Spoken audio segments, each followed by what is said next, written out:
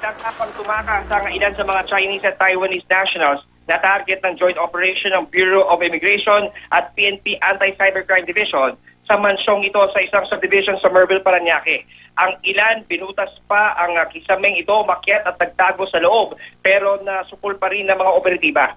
Tumambad sa mga operatiba ang mga cubicle na may mga telepono, computer, internet connection at kopya ng script na nakasulat sa wikang Mandarin para sa kanilang operasyon. Ang modus Jiki, matapos mahack o mapasok ang email accounts ng kanilang mga target sa Taiwan at China, bina-blackmail nila ang mga biktima at hinihinga ng pera kapalit ng hindi paglalabas ng kanilang mga sikreto. Inuubos din daw nila ang laman ng ATM at credit card ng mga biktima. Tototanggi ang mga suspect sa bintang. 37 dayuhan ang naaresto, kabilang ang 6 na babae. Karamihan sa mga naaresto, undocumented o pawang tourist visa lamang ang hawak at walang permiso magtrabaho sa Pilipinas.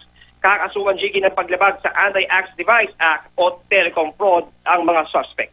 At yan muna ang latest mula pa rin din sa Bureau of Immigration. Balik Sir Jiki. Maraming salamat, John Consulta.